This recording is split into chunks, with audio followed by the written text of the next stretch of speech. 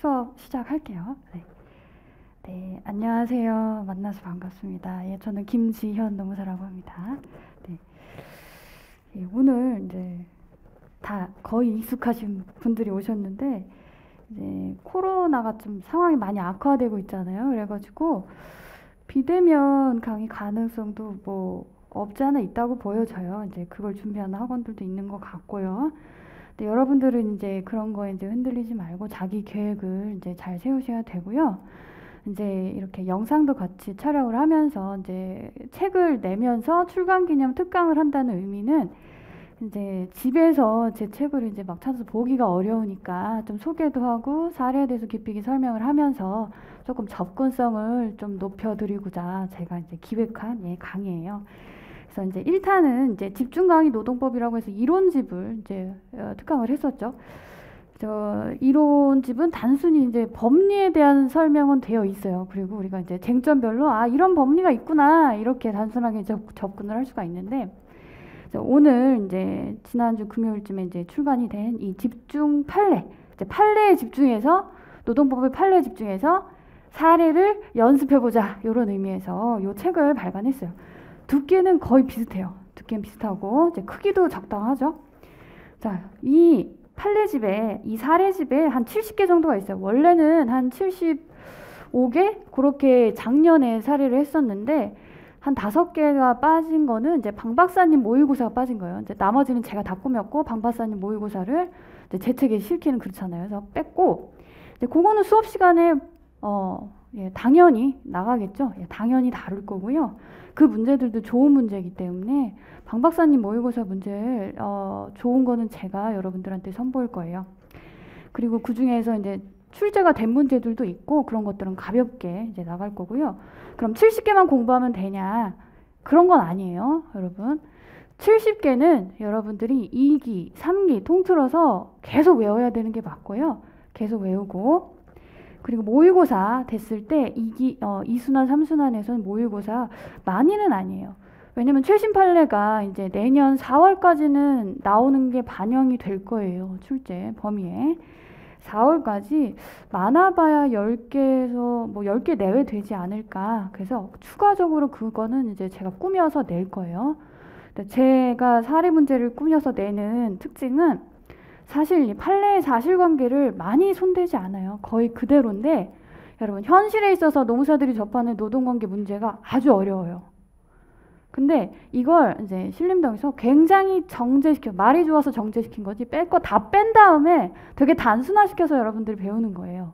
그래서 오늘 그 일례로 한 사례를 할 건데 우리 자연스럽게 이 자료 3페이지 나간 거를 한번 같이 볼 거예요. 이제 강사 소개는 안 해도 될 것 같고요. 저를 처음 보시는 분은 자료를 보시면 돼요. 그리고 이제 교재 소개 이렇게 돼 있는데 방금 제가 이제 언급한 부분이고요. 다음에 이제 자료 구성해가지고 자 이렇게 3번, 7번 이렇게 쭉쭉쭉 해가지고 개수는 하나, 둘, 셋, 넷 다 6개밖에 없긴 한데 여러분 25점짜리로 치면 9개예요. 25점짜리 쟁점 9개가 되는 거예요. 그 중에서 오늘 다룰 사례 중에서 제일 까다롭고 어려운 거는 11번 사례예요. 경영상 이후의 대기 발령과 휴업수당 지급. 50점 문제고요. 이거 75점짜리. 그러니까 1교시 문제로 이게 덩어리째로 그냥 나오는 거예요. 그래서 이제 25점, 제2문은 평균임금 산정에 포함된 금원 이렇게 돼 있는데 여러분 이게 연결이 안 될 것 같은데 이게 실제 사례예요. 실제 사례에서 복합적으로 이걸 다 물었어요. 근데 여러분들은 기존에 이제 이런 걸 공부를 한 그 경험이 없는 것 같아요. 왜냐면 다른 분들한테 배우다가 이제 저한테 이렇게 강사를 변경하신 분들도 간혹 있는데 처음 보는 것 같은 것 같아요. 느낌이. 근데 제가 누누이 말했지만 이 판례는 출제 교수님하고 공유해서 볼 수 있는 다 공개돼 있잖아요. 인터넷에. 유일한 자료예요. 그거를 보고 싶은 데만 봐. 외우고 싶은 데만 외워. 그러면 교수님들은 좀 쉽게 내야지 하고 쉽게 딱 냈는데 못 써요. 못 써요. 그런 일이 굉장히 많아요. 우리 시험에서. 그 정도 각설하고 그래서 한번 주제를 한번 볼게요. 3번에 있는 근로기준법상 사용자, 근기법상 근로자가 더 중요할 것 같은데 왜 사용자를 했을까요? 예, 근기법상 근로자는 출제가 된 바가 있죠. 최근 한 3, 4, 5년? 최근 5년 안으로 한번 출제가 됐어요. 그래서 이게 또 나오기는 조금 힘든데 다른 결로 나올 가능성은 조금 있을 것도 같아요. 그런데 중요성은 떨어지겠죠. 근데 근기법상 사용자 개념 이건 안 나왔냐? 다 왔어요. 묵시적 근로기업 관계 약간 사용자 개념 확대된 걸로 해서 29회에 나왔죠. 근데 여기서 제가 사용자 개념을 근데 왜 하냐? 여러분 이 사례를 통해서 여러분들이 사용자 개념이라는 것을 노동 현실에 있어서 어떤 이 사례를 통해서 명확히 알 수가 있어요. 명확히 알 수 있어요. 그래서 그런 개념 이해를 위해서 이 사례를 하는 거고요. 다음에 7번 선택적 복지제도 포인트, 복지 포인트 임금성. 이거는 전합판이에요. 전합판. 전원합의체 판결이고요. 2019년에 선고됐어요. 굉장히 중요해요. 왜냐하면 임금성이라는 것에 있어서 여러분 임금이 뭐다에 대한 정의 명확하게 말할 수 있는 사람이 있어요. 명확하게 말하면 조문상으로 이렇게 돼 있죠. 근로의 대가. 여러분 근로 대가성이 뭐예요? 말할 수 있는 사람이 있어요? 별로 없어요. 그거에 대해서 우리가 이해할 수 있는 힌트가 상당히 있는 그런 판례예요. 이걸 거의 씹어먹듯이 여러분들은 공부하는 게 맞아요.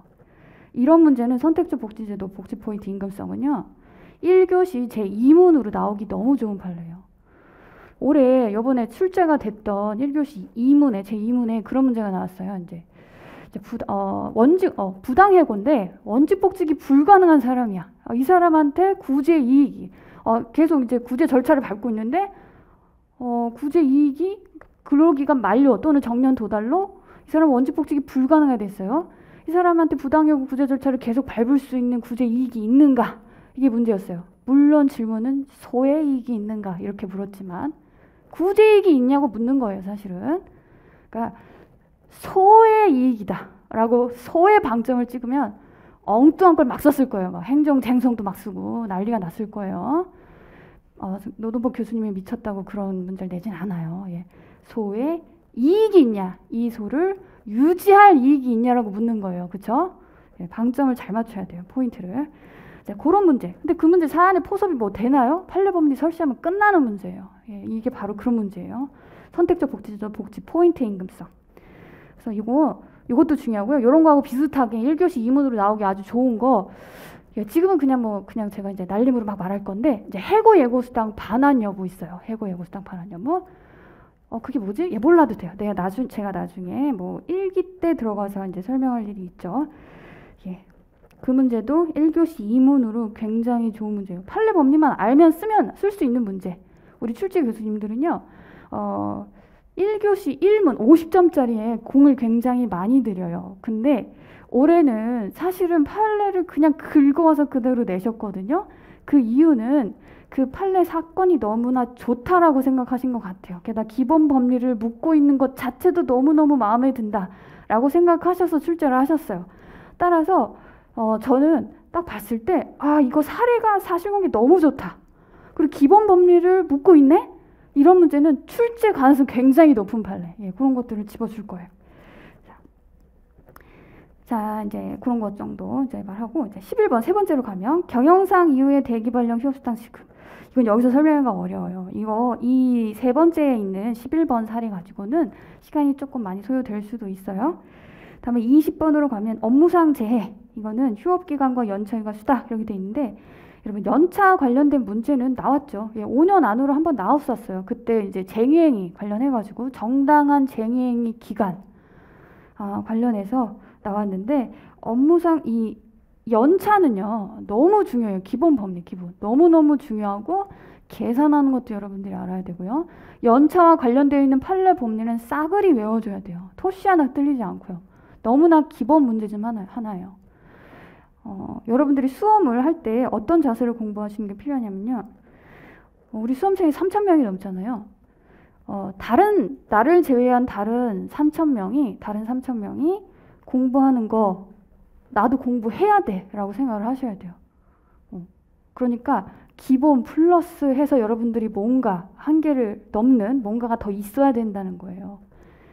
이 3,000명이 넘는 숫자 중에서 300명에 합격을 해야 되는데 올해 합격률이 10%가 안 되잖아요. 그죠? 안 되잖아요. 100명 중 10명 합격하는 거예요. 다른 사람보다 월등히 잘해야 되는 거예요. 그러니까 잘 써야 되는 건 맞는데요. 다른 사람이 보는 거는 무조건 기본으로 보는 걸 깔고 들어가서 공부를 해야 된다는 의미예요. 그런 자세가 필요해요. 자, 그래서 저는 플러스가 있다. 예, 플러스가 있다. 다음에 이제 49번에 방송 연기자의 노조법상 근로자성. 이건 완전 특이급이라고 했었죠. 여러분, 근기법상 근로자 나왔고요. 묵시적 근로계약 관계 법리 쓰는 근기법상 사용자 개념 확대. 그것도 나왔어요. 그다음에 노조법으로 가면요. 뭐 노조법상 사용자를 묻겠어요? 예, 그거는 부당노동행위, 뭐 지배기업 주체, 뭐 그런 뭐 사용자 이렇게 묻겠죠. 그런 식으로. 노조법상 근로자성. 요거를 묻을 가능성이 있어요. 앞에 거 다 물었기 때문에. 여러분 솔직히 신림동에서 한 5년 전까지만 해도요. 근기법상 근로자 그런 문제 안 나와 막 이랬어요. 강사들이. 어려워서 그거 못 써. 근데 여러분 노무사들이 그런 거를 안 하면 도대체 무슨 사건을 한답니까? 여러분 노무사들이 다룬 사건들은 어려워요. 없는 거 막 물어본단 말이에요. 그러니까 이런 걸 하는 게 맞다. 방송 연기자. 이제 괄목할 만한 그런 판례들이 많이 나왔죠. 2018년에.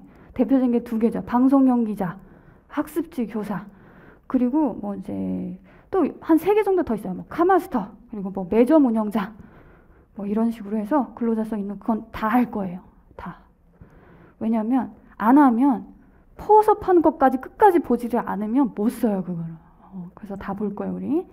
다음에 58번은 쟁행위, 찬반투표 조합원 범위, 찬반투표 절차 위반과 쟁행위 정당성 이렇게 돼 있는데 이거는 쉬워 보이죠? 예, 기본 법리예요. 여러분 기본 법리에 충실한 거를 교수님들은 내고 싶어 해요. 그런데 안 나왔던 거 내겠죠.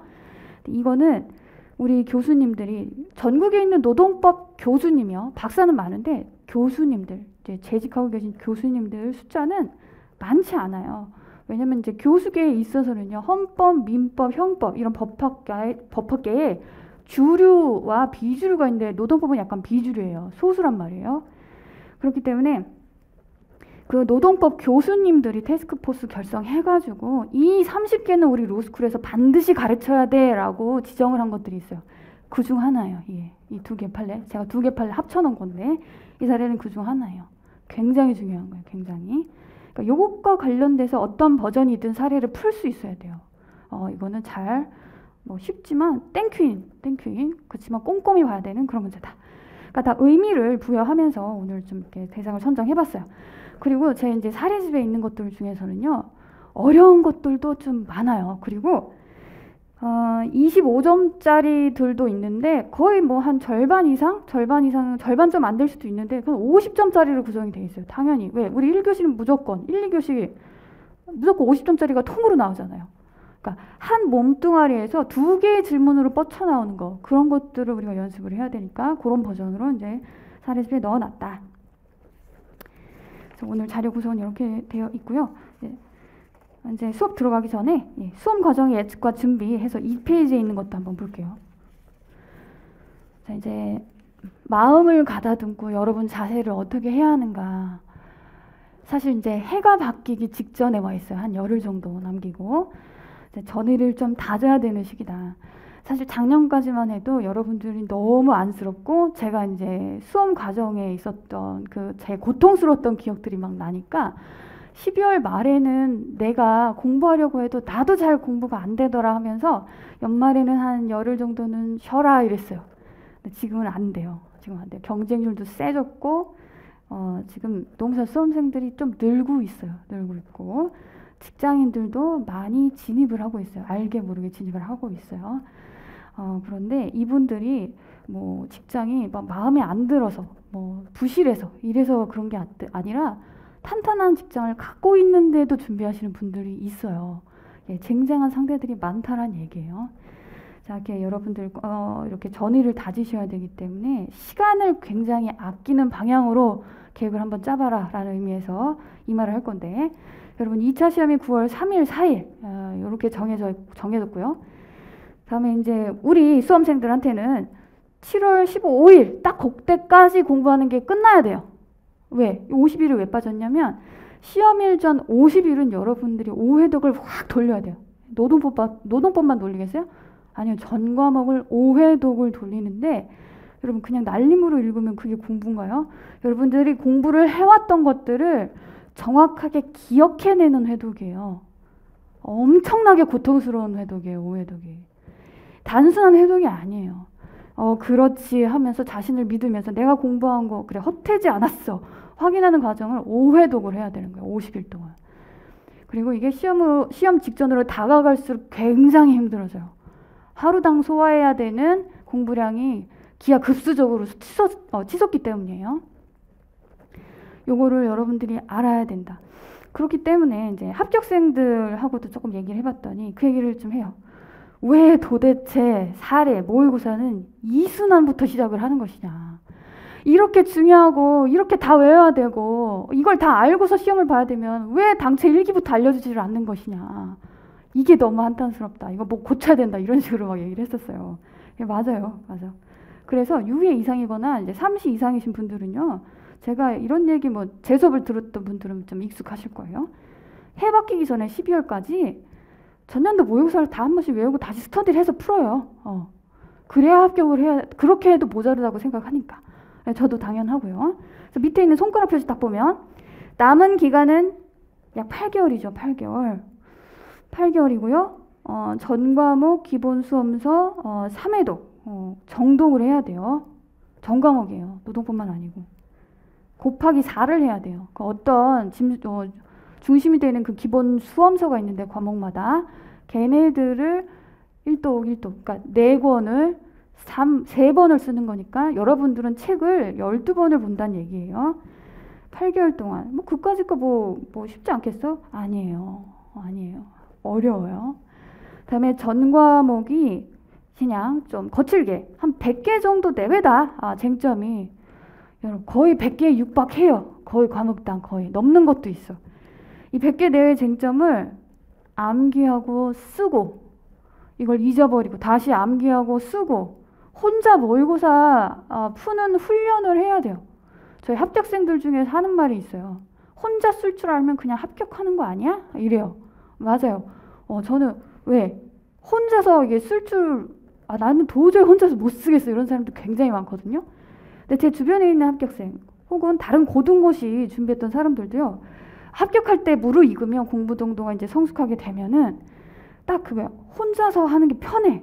그냥 암기하고 쓰는 게. 왜냐면 머리 들어가 있잖아요. 그쵸? 근데 그 정도까지 다다르려면 많은 시간을 투자해서 일단은 반복 암기를 해놔야 되는 거예요.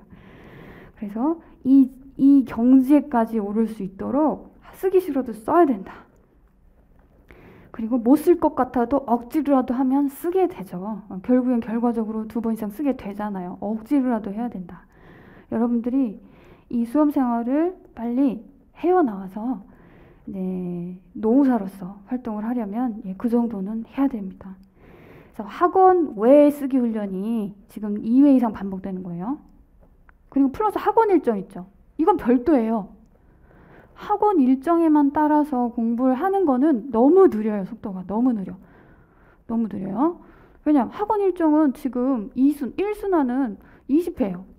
그 20분의 1씩 막 따라가는 거예요. 20분의 1씩. 누적 모의고사를 보는 게 아니잖아요. 20분의 1씩. 그리고 물리적으로 강사들이 누적 모의고사를 보는 게 좀 곤란해요.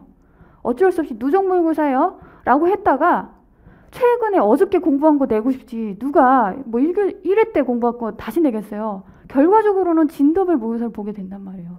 그러니까 여러분들 학원 일정 이거는 진도별 모의고사일 뿐이에요. 그리고 그거 돌아서면 잘 안 보죠. 여러분 돌아서면 안 보면 안 되고요. 봐왔던 거 있잖아요. 매일 봐줘야 돼요. 거의 매일. 매일에서 최소 단위가 매일이고요. 최대 단위 2주예요. 2주 벗어나면 끝나는 거다. 나는 끝났다 이렇게 생각하는 게 맞아요.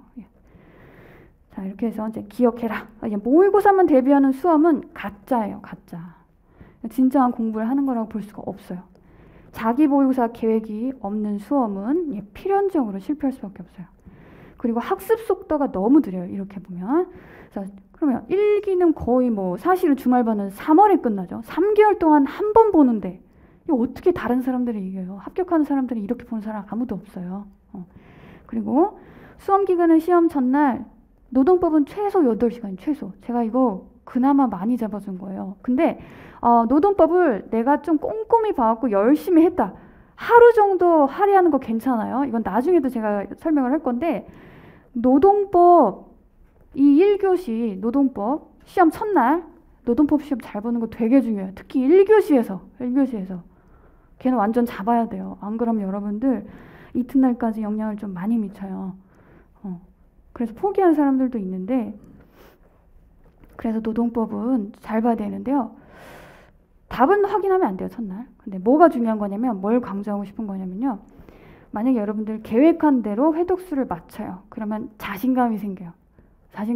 이 상태에서 노동법 시험을 들어가는 게 되게 중요해요, 되게. 그래서 최소 8시간 동안 노동법 쟁점, 혹은 최대 그날 하루, 시험 전날 하루는 노동법을 봐도 돼요. 노동법 쟁점을 정확도 있게 기억해내는 회독법이에요. 요걸 연습하는 기간이에요. 지금부터 연습하는 기간인데, 미리 외워두면 나중에 까먹을 것 같아서 나중에 천천히 이순환 가면서 외울래, 이런 사람 있어요. 말이 안 되죠. 예, 말이 안 돼요. 가짜 수업이다. 그러면 나중에, 그럼 지금 뭐 하려고? 놀아. 나는 수험생에게 지금 너무 즐거운 것 같아. 여러분 이러면 안 된다는 거예요. 자, 1순환의 목표는 이제 그 사례집, 집중판례 노동법 사례집 중에 한 20개 내외로 암기를 하게 돼요. 오늘 특강을 통해서 지금 사례 개수는 6개예요. 근데 이 사례집에 있는 개수는 번호가 넘버링이 70개가 붙어 있는데, 사실 25점으로 따지면 70개가 훨씬 넘는 거예요. 갱점으로 따지면. 그래서 사례 20개라고 했어요. 사례 20개. 그리고 오늘 하는 게 50점짜리가 거의 2개가 들어가 있죠. 얘네는 읽기 끝날 때까지 반드시 외워야 되는 게 맞고요. 얘네하고 관련된 거, 연차와 관련되어 있는 것도 일기 때는 끝나는 게 맞아요. 얘네들과 관련되어 있는 이렇게 연결되어 있는 판례들은 외워준다. 최소 그건 끝내야 된다. 그게 일기 목표예요. 근데 어떻게 20개를 암기합니까? 예, 오늘 한 거 범위 포함해서요.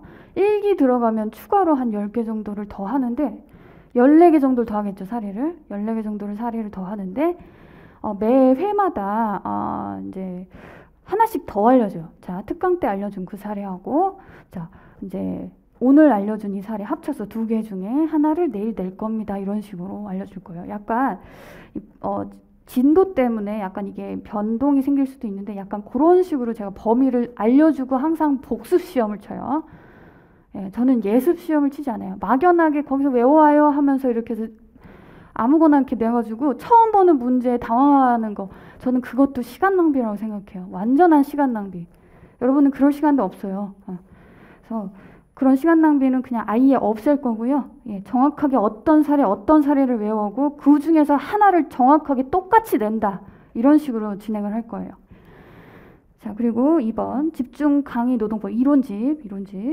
예, 진도별로 분할 암기. 예, 여기 있는 건 기본 법리예요. 판례 번호, 넘버리 있는 것들, 판례 번호, 선거 번호 있는 것들은 숙지를 해둬야 돼요.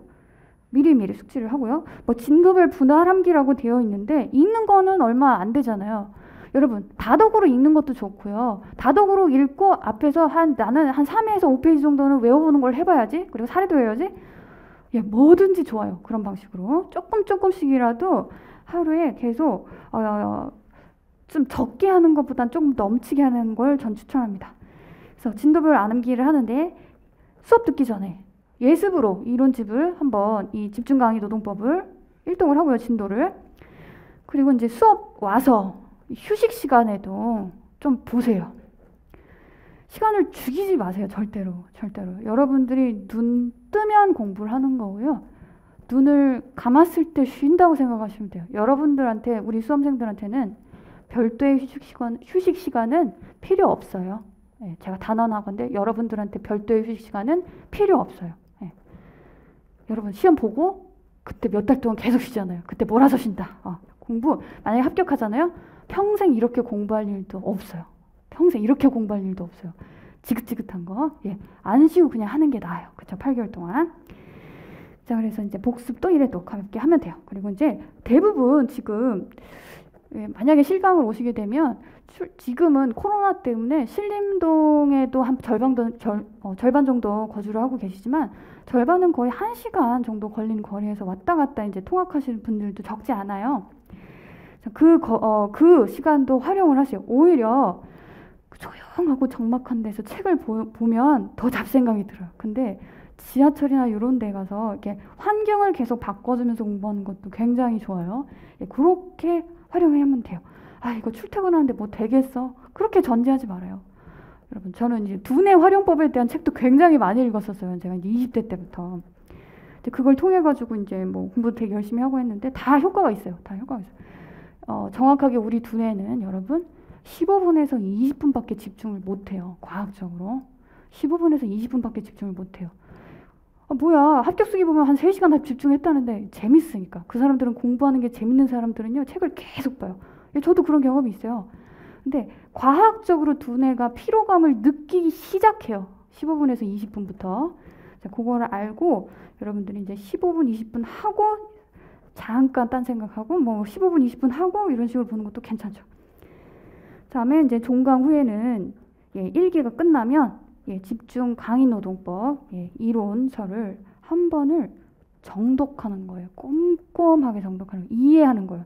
약간 다상량이라고 하는 건데 생각을 많이 해보는 거예요. 고민도 해보고 이 문제, 사례집도 이렇게 보니까 이 주제가 어떻게 나올까 해서 사례집도 조금 뒤져보고 근데 시간을 너무 지체하지는 말고요.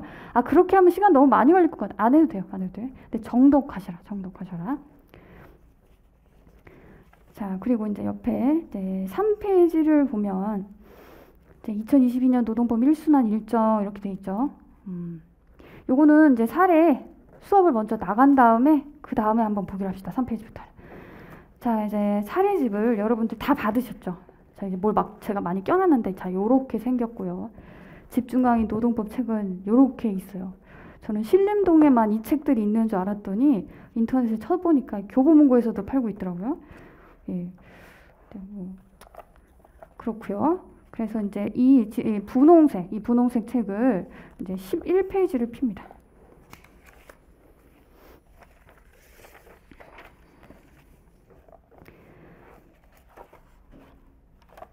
자, 근기법상 사용자 사립학교 의료원장이 사업 경영 담당자냐 이렇게 물었죠.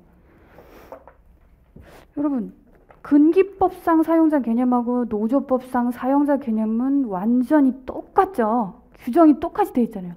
사업주, 사업경영 담당자, 사업주를 위하여 행동하는 자가 사용자다. 규정이 똑같이 규정돼 있어요. 그러면 사용자는 사업주가 있고 사업 경영 담당자가 있고 뭐 행동하는 자, 사업주를 위해서 행동하는 자가 있겠구나. 근데 조문이 진짜 희한하죠. 그 유형만 열거하고 끝이야. 의미가 없어요. 그래서 이 사례 문제를 접근할 때는 딱 보니까 이 의료원장 갑하고 다른 그 산하기관 병원장, 제가 이제 사례도 그림을 그릴 거니까 대충 말하면 갑을 중에 누가 사용자냐 이렇게 묻는 건데요.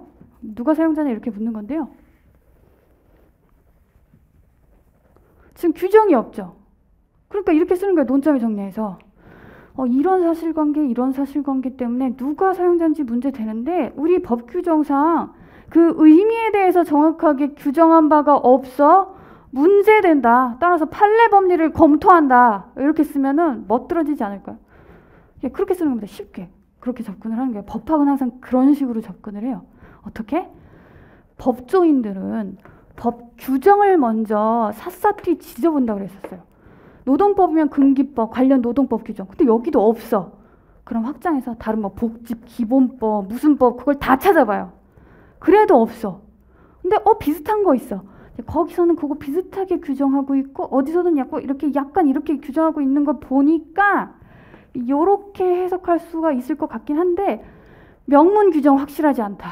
따라서 판례가 상식적으로 생각해 보건대 이 무슨 말 이렇게 어떻게 표현해요? 법원들은 사회통념상 요렇게 해석하는 게 타당하다 이런 식으로 말하잖아요. 상식적으로 요렇게 보자. 그리고 판결문 끝부분에 이런 식으로 말하죠. 경험칙, 논리칙에 비추어 보면 원심 판결, 파기한 게 뭐 타당하다 이런 식인데 뭐요? 경험치기 보고 논리치기 뭐예요? 상식이란 얘기예요. 상식. 일반 상식. 사회 통념. 우리 사회 약속. 여기서 통하는 우리 사회적 약속. 자, 이제 사례를 봅시다. 사립대 학교 법인. A 의료원이 있어요. 이 의료원 원장 갑이 있어요. A 의료원 원장 갑.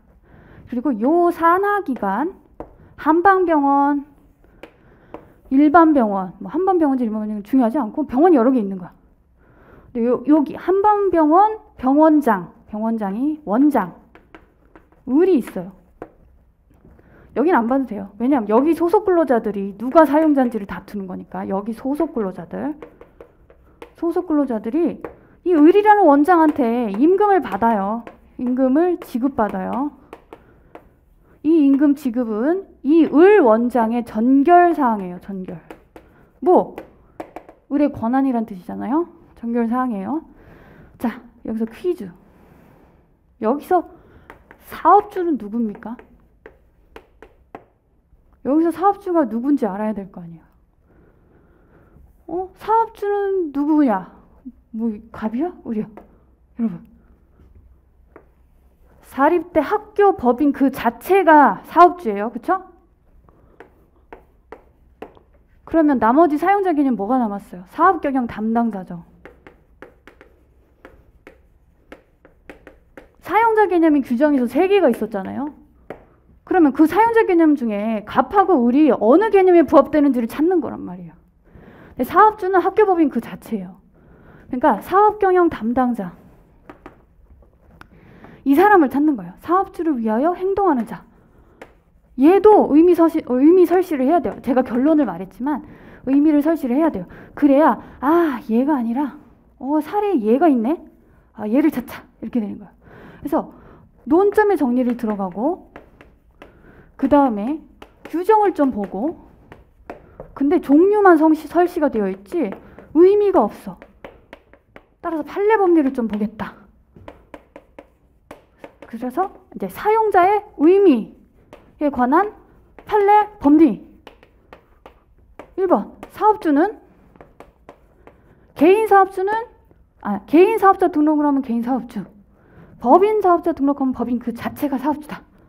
다음에 사업 경영 담당자의 의미는 뭐라고 돼요?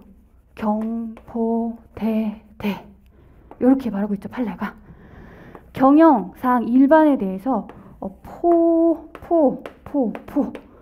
포괄적으로 위임을 받아 대외적으로 바깥으로 모든 사람들이 이 사람이 이제 사용자라고 알게 되는 거예요. 대표 이사 같은 사람이에요. 근데 여러분 사기업에서는 대표 이사가 그런 건 줄 알겠어. 근데 병원 문제로 나오면 여러분들이 이거를 못 쓸 가능성이 농후해져요. 다 원장인데 이게 무슨 말이야? 대표 이사라는 표현이 없는데? 예, 그래서 이 사례를 하는 거예요. 자, 이거는 오래된 판례인데도 이걸 제대로 이해하는 사람이 없는 거야. 자, 그래서 포괄적으로, 포괄적이 무슨 말입니까? 거의 다 받는 거 아닌가요? 권한과 책임이 다 부여된 거 아닌가요? 거의 네가 알아서 해봐. 사업경영 1봐. 대표이사가 알아서 해요. 대외적으로 대리하거나 이제 대표하는 자를 말하죠. 다음에 이제 세 번째는 사업주를 위하여 행동하는 자. 자, 여러분 여기 무슨 소리 잡소리가 좀 많이 나나요 혹시? 괜찮아요? 네, 기사님 괜찮나요? 네네. 다음에 행동하는 자는 이거랑 비슷하긴 한데 뭐가 달라요? 포괄, 얘만 달라요. 일부에 대해서 근로조건 결정 어쩌고저쩌고 판례 문구를 여러분 그대로 외우는 것도 좋은데요. 차이점 찾아내가지고 비슷하게 쓰면 맞아요. 그게 이해한 거예요. 그게. 일부에 대해서 이제 위임을 받아가지고요. 근로조건 일부에 대해서 결정을 하고 그런 사람들이에요. 대리하고 대표하고 대표적으로 누가 있을까요? 사업주를 위하여 행동하는 자. 여러분 저기 우리 법 조문에 보면 뭐 회사의 기밀 취급, 인사 담당자, 그리고 뭐 재산 회계 이런 사람들 약간 열애로 빼는 듯한 느낌의 규정들 어딘가 그냥 본 기억이 나는 것 같아. 왜 그래요? 이 사람들은 사실은 회사의 굉장히 중요한 부분에 대해서 정권사항이 있어. 중요한 부분 어떤 일부에 대해서. 예를 들면 인사팀, 요즘은 팀장이라고 많이 하는데 예전에 이제 과장님급, 공무원은 이제 과장님급이라고 할 수 있고, 인사팀, 재무팀, 총무팀 이런 팀에 있는 분들이 요 행동하는 자 여기에 들어갈 가능성이 있어요. 지금은 금기법상 사용자 개념인데 노조법상 사용자 개념 잠깐 언급하면 요건 안 적어도 되고 일단 나중에 또 하니까 뭐 같이 적어도 상관없어요. 얘에 대해서 금기법상 사용자 개념하고 노조법상 사용자 개념은 똑같아요. 판례 설치할 때도 거의 똑같은데 얘에 관해서는 노조법상 그 사용자 개념에서 판례가 하나 더 존재하죠. 이제 조합원으로서 그 사람의 직책, 근로자로서의 직책, 권한, 책임과 조합원으로서의 이제 어떤 책임이 충돌되는 경우에 있는 사람 누구겠어요? 인사팀 부장님이에요. 그런 사람들이 이제 그게 하나 추가가 된다는 거. 노조법상 사용자 개념에서. 자, 여기서는 지금 병원장인데 임금에 대해서 전결사항이 있고요. 아직 우리가 사례를 같이 읽어보진 않았지만 이 사례를 잘 이렇게 같이 읽어볼 건데 그런 내용들이 있어요. 이 갑하고 울. 갑이 이 병원, 이 이 산하에 있는 병원들의 어떤 재정이 무너질까봐 막 동분서주하면서 발로 막 뛰는 그런 사항들이 이제 막 설치가 돼 있어요. 그거는 뭐예요? 거의 그 돈에 관해서는 재무사항에 대해서는 얘가 알아서 다 하는 거예요. 채무, 빚을 져도 되고 얘는 자기가 대표해서 빚을 질 권한도 있고요. 그걸 갚을 책임도 있고요. 그런 정황이 이 사례에서 드러나요. 얘가 막 발로 뛰었어. 근데 왜 갑하고 울 둘 중에 사업경영 담당자인지가 왜 문제가 됐을까요? 왜? 얘한테는 임금을 지급하는 게 전결 사항이다 보니까 요런 거를 끄집어내가지고요. 얘가 뭐 지원 내지 뭐 채권 채무 관련해가지고 이거 간단하게 처리하면 돼요. 그래서 뭐 자기가 이제 뭐 알아서 어쩌고저쩌고 하려고 했던 점 이런 거에 비추어서 갑, 을 둘 중에 누가 사업경영 담당자인지 아니면 금기법상 사용자인지 아직 이거 본문 들어가서 얘에 대해서 언급을 안 했잖아요. 금기법상 사용자인지 문제된다 라고 포인트 끄집어내야 돼요. 뭐가 문제되는지. 자, 답을 말하면 얘기했죠. 발로 뛰었으니까. 임금에 대해서는 전결사항이 있지만 여기서 사업경영 담당자는요. 갑이에요. 하지만 이 판례는요. 사업주를 위하여 행동하는 자가 얘가 사업주를 위하여 행동하는 자다. 이렇게 설치하고 있는 건 아니에요. 거기까지 나아가서 쓸 필요는 없는 거예요. 왜? 질문이 갑하고 울 중에 누가 금기법상 사용자냐? 라고 물었으니까 이 판례에 따르면 사업경영 담당자는 얘입니다. 얘는 사업경영 담당자가 아닙니다. 거기서 끝난 거예요. 얘를 행동하는 자 그렇게 포섭할 필요가 없다는 얘기예요. 자, 이렇게 됐죠. 자, 그래서 사례집 내용을 한번 볼게요. 이거는 뭐 논점에 정리해서 뭐 이렇게 본문으로 가는 것도 좋겠지만 저는 사실관계를 여러분들하고 같이 읽어보는 게 더 중요하다고 생각해요. 왜냐면 사실관계를 읽으면서 제가 말해준 걸 토대로 여러분들이 그래서 답안은 이렇게 구성하고 그렇게 해서 상상해보는 거 저는 그것도 너무 중요하다고 보거든요. 그래서 한번 문제를 봅시다. 자, 사립대 A 의료원에는 의료원장 갑이 있고 A 의료원 산하에는 한방병원, 일반병원 등 각 병원이 있는데 각 병원들 운영은 대체로 당해 병원장들이 관장한다. 보통 그렇죠. 그리고 의료사나 각 병원 독립체산제로 운영이 된다. 여러분 독립체산제가 뭐냐면요. 이 단어 그냥 나올 수도 있어요. 독립해. 채는 뭐예요? 채권, 채무 이런 거예요. 그러니까 돈에 관련되어 있는 거. 경영 그리고 결산에 관련되어 있는 거를 따로따로 한다는 얘기예요. 이거 왜 그래요? 한꺼번에 중앙에서 하는 거 힘드니까 그냥 편의상 그렇게 하는 거잖아요. 그렇죠? 그래서 독립체산제라는 의미는 어려운 게 아니라 그거예요. 어떻게 다시 한번 기업에서 일정한 사업 부분을 독립해서 경영하고 결산하는 일. 그게 독립체산제예요. 결산하는 일. 그런 의미고 그리고 그리고 해당 병원장 전결사항으로 소속 근로자들에 대해서 임금을 지급했다. 요게 문제가 되겠죠. 그래서 을도 뭔가 이제 금기법상 사용자 같은데 임금을 주니까 그래서 요거를 체크를 하는 거죠. 그다음에 갑은 대학교 의료원장으로서 의료원을 대표하고 갑이 좋았어. 그러면 총장의 명을 받아. 그래서 어떤 사람들은 이 총장이 사업주다 이렇게 생각하는 사람이 있는데 아니에요. 법인이에요, 법인. 왜? 법인 등록부에 보면은 그 법인 이름만 있어요. 사람 이름 없고. 그게 사업주예요. 자, 그리고 의료원 산하. 이거 왜 그래요? 조금 자꾸 곁다리 가기는 하는데 여러분 법학에 대한 기초를 탄탄히 하는 거라고 생각하시면 돼요. 자꾸 빠진다고 생각할 필요 없고. 왜 그래요? 민법에서는 이런 단체에 법적인 주체성을 부여하고 있잖아요. 네? 형법은 아니지만 그러니까 얘네들이 주체가 된다는 거예요. 사람처럼 마치.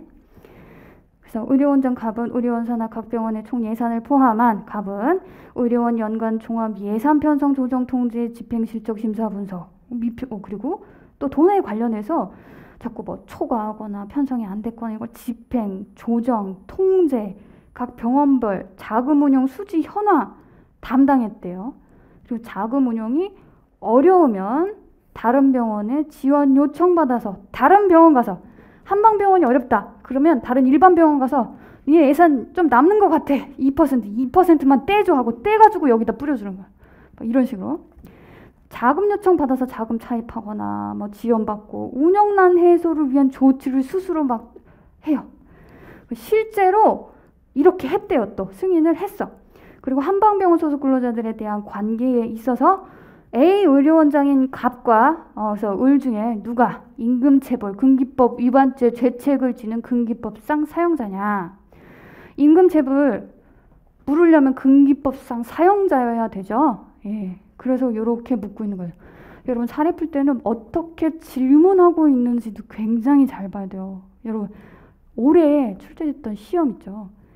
그 시험 문제 질문에 따라서 어떻게 써야 되는지 왜 1교시 1문 50점짜리에 그 1문하고 2문 있잖아요. 물음 1, 2 요거 이렇게 바꿔 쓴 사람들이 간혹 있었어요. 그 질문하는 걸 잘 봐야 돼요. 질문하는 거. 근데 그게 사실 대법원 판례에서 똑같이 있었어요. 똑같이. 그래서 바꿔 쓰면 안 되는 거죠. 질문을 어떻게 하고 있는지도 잘 봐야 된다. 그래서 논점의 정리 읽어보시면 되고요. 포인트는 이렇게 돼 있지. 병원장이 둘째 줄에 있어요. 병원장이 전결사항으로 셋째 줄에 임금 지급했잖아. 근데 갑은 또 예산에 권한 동그라미 하세요. 이거 핵심이에요. 예산에 관한 권한 가지고 집행 업무를 했어. 여러분 제가 되게 법률 용어 구사하고 있는 거 느껴져요? 민법에서 대표이사 뭘로 구분해요? 배웠을 거 아니에요, 민법에서? 업무 집행 사원으로 구분을 하잖아요. 이 사람들이 대표이사예요. 그래서 집행 업무를 했다는 점에서 사업 경영 담당자에 해당할 수 있는지 법 규정 분석하고 법 규정으로 부족하니 이제 판례 입장 보겠다 이렇게 했어요. 그래서 금기법 2조 1항 2호 이렇게 해서 세 가지 사용자 개념, 사업주 여러분께 목차를 정립하는 순서가 어렵지 않죠. 여러분들이 문제의식을 분명히 느낄 수 있으면 이건 쓰는 것은 어렵지 않아요. 그래서 그 뒤에 있는 거는 여러분들이 이제 보시면 된다. 그 다음에 이제 두 번째 사례를 할 건데, 자, 이건 간단하니까 두 번째 사례는 할 수 있어요. 자, 28쪽에 있고요. 사례 연습 7번. 선택적 복지제도 복지 포인트 임금성. 이거 금방 끝날 것 같아요. 이거 판례 그 자체. 근데 임금에 대해서 우리가 어떤 힌트를 얻을 수 있느냐. 이런 차원의 문제인데, 자, 제가 아까도 말했지만 다시 한번 강조하지만 얘는 전합판이라고 했었죠. 2019년도에 선고가 됐고 1교시 제2문 그냥 1교시 2문은 출제 교수님이 어떤 때 내냐면요. 자, 1교시 1문 푸느라 수고했을 테니 시간도 모자랐을 테니 한 15분 컷으로 쓸 수 있는 통판례 문제를 내는 경우가 많아요. 제2문은. 그런 것들을 굉장히 잘 써야지 추가 점수가 나와요. 왜냐면 1교시 그 1문에서는 좀 부실하거나 망하는 경우가 있을 수 있어. 있을 수 있는데 여러분들이 1교시를 마무리를 잘하는 방법은 2문을 잘 쓰고 나오면은 보상이 돼요, 기분이. 그래서 2교시로 가면서 잘 쓸 수 있어요. 그렇기 때문에 1교시 2문, 이거는 어렵지 않은 문제들이잖아요. 얘네들로 나올 수 있는 것들은 깡그리 정확하게 외워야 돼요. 자, 그래서 그리고 임금의 근로대가성을 이해하는 중요한 판례다. 자, 이 문제는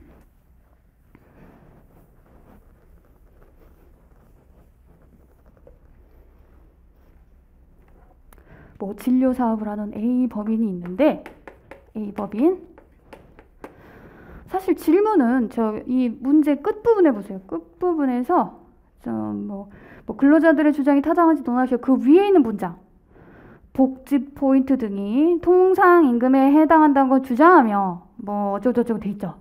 이것 때문에 이 문제를 처음부터 통상임금이라 이렇게 들어간 사람이 있어요. 그러면 교수님은 어떻게 생각하냐면, 판례 안 읽어봤나? 이렇게 생각해요. 뭐지? 통상임금으로 가지도 않는데 이거 왜 썼지? 이렇게 생각하신다고요. 얘는요, 근본적으로 교수님들, 법원에서 생각할 때 근본적으로 근로자들은 통상임금이다라고 주장하는데 임금성에 대해서 문제 삼고 있잖아요. 당연히 임금이라고 생각하고서 그렇게 주장한 거예요. 근데 법관들은 이렇게 본 거야. 이거는 임금성부터 문제되는데? 라고 해서 임금부터 들어가요. 그리고 임금이 아니라고 결론을 냈잖아요. 근데 통상임금을 왜 들어가요? 들어갈 일이 없어요, 전혀. 임금인 거에 전제된 다음에 통상임금으로 들어가는 거예요. 자, 그래서 문제 잘 봐야 돼요. 사실관계 이거 어떻게 묶고 있는지에 대해서 잘 보고, 이거 여러분들이 연습을 안 하고 들어가면 실제 시험장에서 이렇게 쓴다고요. 통상임금이란, 근데 막 쓰다가 중간쯤에 이제 임금은 이렇다, 그래서 임금이 아니다, 이렇게 써요. 그러니까 불필요한 논점으로 시간을 막 이제 낭비를 하는 경우가 있을 수 있어요. 그렇게 우를 범하면 안 된다. 근데 내가 필속이 너무 빨라. 그러면 얘도 쓰고 통상임금도 쓰고 나쁘지 않아요. 감정은 아니에요. 감정은 아니에요. 근데 판례를 본 것 같은 느낌은 아니겠죠. 인상 좀 나빠져요. 나빠져. 자, 그리고 통상임금의 속성, 근로자들이 왜 통상임금이라고 주장을 했냐면요, 복지 포인트를 일률적으로 줬대요. 모든 근로자한테. 게다가 정기적으로 매년 줬대요. 근데 문제는 뭐예요? 매년 초에 한 번 주죠. 한 번. 여러분, 그런 임금 본 적 있나요? 자, 여기서 이제 문제. 이게 가장 중요한 포인트예요. 매년 초에 주는 임금이라는 건 있을 수 없어요. 금기법 43조에도 반해요. 정기성 원칙에도 반해요. 정기성 원칙에 반한다는 건 임금. 정기성 원칙에 반하면 이건 금기법 위반인데 냅두고 있잖아요. 이건 임금이 아닐 가능성이 있는 거예요. 임금인지 의심된다. 매년 초에 준 걸로. 그다음에 고정성, 일할 계산, 이것 때문에 이거 퍼펙트하게 통상임금 되는 것 같은데 이렇게 생각하면 안 돼요. 고정성. 그러니까 이 근로자들도 약간 법에 무지할 수 있잖아요. 근로자들도 고정적으로 이 단체별이나 출규칙 일할 계산해서 지급한다고 돼 있어. 이거 완전 통상임금이야. 우리 이길 수 있을 것 같아. 이랬는데 전화판이야. 전화판. 뒤집었어. 임금 아니야. 이렇게. 자, 왜 그래서 임금이 아닌지를 한번 봅시다. 그리고 여러분, 제가 목차를 28, 29조 9쪽에 걸쳐서 이렇게 돼 있죠. 논점의 정리, 금기법 2조 1항 5호 임금. 일반 이론이 이거에 끝이는 게 좀 이상하잖아요. 이제 3번에 사안에 적용돼 있는데 이걸 연필로 이렇게 살짝 그읍시다. 이 수정을 해야 되는데 수정을 안 했어요. 사안에 적용 이렇게 하고 옆에 목차를 새로 써요. 판례 법리 이렇게 써도 돼요. 판례 입장 이렇게. 전원합의체 판결 이렇게 써도 되고요. 그냥 판례를 쓰겠다 앞으로, 그런 의미가 전달되면 돼요. 저 같으면 전원합의체 판결이라고 쓸 것 같아요. 합의체 판결의 판결 이렇게. 그러면 이제 양가로 1, 2, 3을 딱 보면 이렇게 돼 있어요. 선택적 복지제도 근거 법령 측면, 그리고 복지제도 연역 도입 경위 측면, 그리고 양가로 3번에 근로제공 대가성 부존재. 다른 거는 제가 이제 암기박스 설명하면서 할 건데, 양가로 3번을 볼게요. 근로제공의 대가성 부존재. 이걸 제목을 바꿀까 할까 하다가 그래도 이 제목이 저는 좀 적합한 것 같아요. 자, 내용을 보면요. 용도가, 볼트체 보세요. 셋째 줄에. 용도가 제한이 되어 있다. 사용 용도가. 여러분이 사용주한테 지배를 받으면서, 여러분 지휘 감독은 지배받는 거라고 했었어요. 지배받는 거. 지배. 여류에 있잖아요. 이거. 우열관계 있단 말이에요. 그 아래에 있어. 지배받는 관계예요. 상하관계가 분명히 존재해요. 노동법에서는.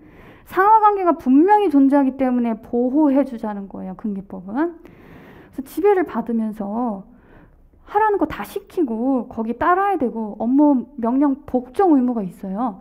그걸 다 해야 돼. 그러면서 아주 진짜 일하는 거 더럽다 하면서 돈을 받아가. 그거 왜 그렇게 하겠어요? 생활하려고. 그 돈 왜 그렇게 더럽게 일하면서 돈을 왜 받아가? 생활하려고. 임금의 가장 큰 전제는요. 생활임금이라는 뜻이에요. 생활임금. 생활이 돼야 된다는 거예요. 이게 생활이 불가능한 것은 임금이 아니다. 그래서 전기성이 들어가는 거예요. 전기성. 43조에 전기성, 전액지급, 그리고 이제 통화지급, 전액지급. 이 4대 원칙 왜 있냐면요. 제때, 그리고 임금 체불도 하지 마. 그때 한 달 동안 참고 그거 받아서 바로 생활해야 되는데, 인간은 우리 헌법하고도 연결되어 있잖아요. 노동법은. 바로 생활해야 되는데 생활이 어렵다? 1년에 한 번밖에 안 준다? 임금으로 보지 않아요. 생계의 기초가 될 수 없는 건 임금이 아니에요. 그게 이 안에 들어가 있어요. 근데 저는 근로 대가성 이렇게 돼 있는데 이렇게 보면 돼요. 근로를 제공하는 이유는 생계의 기초로 삼기 위한 것이다. 이렇게 이해를 하셔도 돼요. 물론 통상임금 파트나 이런 쪽으로 갔을 때 근로의 대가성을 판단할 때에는요. 좀 근로 제공과 밀접한 다른 징표로 접근해요. 그때는. 판례가 다 나눠져 있잖아요. 다 섞어서 생각할 필요는 없어요. 이건 철저히 이렇게 이해하시면 돼요. 판결문대로. 자, 그래서 이제 이거는 이제 집중노동 그 이론 집에도 이 부분은 거의 그대로 들어가 있어요. 딱 봐도 어때요? 논점의 정리랑 그냥 2조 1호, 2조 1항 5호 임금성 요건 요거 좀 설치하고 끝나잖아요. 거의. 그리고 판례로 그냥 바르는 걸로 끝나죠. 이 문제는. 그래서 집중노동법에도 요건 그냥 거의 그대로 들어가 있고. 그럼 30페이지에 있는 그 박스 한번 봅시다. 자, 법경대 배정 이렇게 돼 있어요. 이제 제 수업을 들었던 분들은 좀 지겹겠죠. 자, 법경대 배정 크게 4가지 카테고리로 양가로 4번까지 해서 목차를 나누은 다음에 오른쪽 칸에 있는 내용들을 전부 다 쓰란 얘기예요. 포인트. 자, 법은 뭡니까? 근로복지기본법이라는 것까지 다 뒤져봤더니 복지 개념에 임금은 아예 없던데? 그래서 아닐 것 같아. 그러니까 전업화는 4가지를 근거로 된 거예요. 물론 명시적으로 다수 의견이요. 전업화니까 다수 의견이 있고 반대 의견이 있잖아요. 소수 의견이요. 이렇게. 근데 이 다수 의견이 사실은 3가지 의견을 냈어요. 마지막에 있는 배정이죠. 배정. 이거는 반대 의견에서 아니 그거는 배정받은 거니까 지급이라고 볼 수 있어서 임금이야 라고 주장했는데 그렇게 해석하면 안 되는 이유에 대해서 주장 반론, 전업한 판결문이 다 그렇게 구성이 되어 있어요. 그래서 소수 의견에 별개 의견, 다수 의견에 다시 반대 의견에 대한 의견 이런 식으로 나온단 말이에요. 그래서 그것까지 든 거예요. 양가로 4번. 양가로 4번까지 자르면 여러분들 답안지가 차별화되는 거예요. 이것까지도 지적을 해가면서 아니다 라고 해야죠. 임금 아니다. 자, 그래서 법은 됐고 경은 뭡니까? 경위. 이 선택적 복지제도, 복지제도라는 거가 이제 도입된 복지 포인트, 도입된 연역 혹은 경위. 처음에 이게 왜 도입됐고 이게 어떻게 정착되기 시작했느냐. 이게 왜? 자, 처음에 임금을 보존할 목적으로 시작된 게 전혀 아니래요. 자, 너 임금이 너무 적지? 복지 포인트를 임금 대신해서 보존하는 걸 하자. 이런 식으로 도입된 게 아니라는 거예요. 진짜 욕구. 너네들 사실은 헬스클럽도 가고 싶지. 그리고 이제 무슨 다른 필요한 출산했어? 유아용품 같은 거 많이 사고 싶지. 그럼 포인트 줄 테니까 유아용품점 거기에 있는 것만 가서 사면 하면 돼. 이런 식으로 욕구를 반영해서 제도화한 거예요. 그 체계를 구축한 것에서 시작됐다. 그래서 사후적으로 그렇게 시작된 제도를 나중에 임금이다 라고 해석하는 거는 이상하지 않냐 라고 하는 거예요. 그러면서 이제 논거를 더 공고히 단단하게 하기 위해 3번째 근거를 또 댑니다. 자, 첫째, 대는 뭐예요? 근로 대가성이 없다라고는 했는데 이 정도 제목은 그냥 이렇게 써도 돼요. 내용을 이렇게 잘 쓰면 되니까. 용소양 생계 뭐냐? 용도가 제한되어 있어요. 제가 아까 말한 것처럼 어느 용품점 가서 거기서만 이거 유모차만 살 수 있어. 이런 식으로. 그렇게 용도가 제한되어 있고 소멸 1년 이내 사용하지 않으면 다 소멸. 그래서 검사고 판사고 있잖아요. 연말 되면 난리가 나요. 그 서초동에. 고깃집에 불이 나요. 그 포인트 다 쓰느라고. 소멸되거든요. 다음에 그리고 이제 그래서 양도가 안 된다. X가 빠졌네. 용소양 옆에 X예요, X. 네, X 안 써도 상관없을 것 같아. 용도가 제한되어 있고 소멸되고 양도가 X 된다. 양도에만 해당되는 X이기 때문에 뭐 양도가 안 된다. 뭐 그 정도는 여러분들 뭐 머릿속으로 이제 생각할 수 있으니까 X 쳐도 되고 안 쳐도 되고. 다음에 양도가 안 된다. 그래서 용돈으로 누구한테 줄 수 없다는 얘기죠. 다음에 생계 뭐냐? 생계를 위한 기초가 되는 임금이라고 해석하기가 어렵다. 이것 때문에. 이 용소양 때문에. 생계의 기초가 되는 임금으로 보기가 어렵다. 다음에 연초일배. 이거 뭐냐? 연초에 배정이 된다는 거예요. 딱 한 번. 연초에 딱 한 번. 그래서 제가 그랬죠. 연봉제 계약도요. 1년에 한 번만 주면 그거 금기법 위반이라고. 그래서 연봉제 계약서에는 이것을 12개월로 분할하여 지급한다. 이런 식으로 문구 안 들어가면 금기법 위반돼요. 이거는 정기적으로 한 달 살짝 넘는 것까지는 괜찮아요. 그런데 거의 2달 넘어가면 그건 뭐예요? 그건 체불로 넘어가요. 체불. 자, 그래서 안 된다. 그래서 노동부 조사 공표. 이거 뭐냐? 노동부에서 매년 임금 상승률 이걸 조사를 하는데 명시적으로 거기에서 복지 포인트 얼마나 주고 늘었는지 조사 안 한다는 얘기예요. 복지 포인트. 그래서 정부도 그렇게 인식하고 있는 걸 보인다. 정부도 복지 포인트는 임금으로 인식하고 있지 않은 것으로 보인다. 이 판결은 너무 똑똑하지 않습니까? 자기가 혼자서 내 생각은 이런 것 같아 라는 것보다 여러 가지 근거를 대잖아요. 저 법에서는 임금이 복지 포인트 임금이 아니야. 그리고 처음에 또 그렇게 도입한 것도 아니야. 그런 목적으로. 그리고 정부도 임금 조사할 때 복지 포인트 안 넣고 있어. 아주 충분한 것 같아요. 그럼 배정은 뭡니까? 자, 배정받은 건 지급이라고 볼 수 있다라고 주장한 거죠. 반대 의견이. 근데 아니다. 그건 지급한 게 아니야. 돈을 어떤 통장으로 쏴준 게 아니야. 바로 그 사람한테 실현되는 이익으로서 쏴주는 게 아니야. 이거는 사용자가 일단 그 포인트를 써. 그리고 나중에 내가 일률적으로 그냥 결제할게 라고 해서 사용자가 그 부담함을 확인하는 여러분 사실행위예요. 임금을 지급하는 건 법률행위예요. 근데 이 부담하는 걸 내가 확인할게. 그냥 사실행위일 뿐이에요. 법률 용어가 아니야. 그리고 배정받았다고는 하지만 복지 포인트를 사용하는데 자율성이 담보가 돼 있지 않다. 자율성이. 따라서 현실적인 이득으로 현실화되어 있다고 볼 수가 없다. 현실적 이득이 아니다. 그리고 원칙 형사 이건 뭐냐? 원칙은요. 임금 지급 원칙이요. 임금 지급 원칙 중 특히 정기성 위배된다. 그리고 형사처벌. 여러분 임금 지급 원칙에 위반되면 형사처벌 받잖아요. 근데 복지 포인트에 대해서 형사처벌 하는 거 좀 그것까지는 좀 부당한 것 같다라고 끝맺음을 내죠. 거의 내용이 다 들어가 있는 거예요, 이걸. 자, 여기까지 하고 잠깐 쉬었다가 이제 2교시 시작할게요.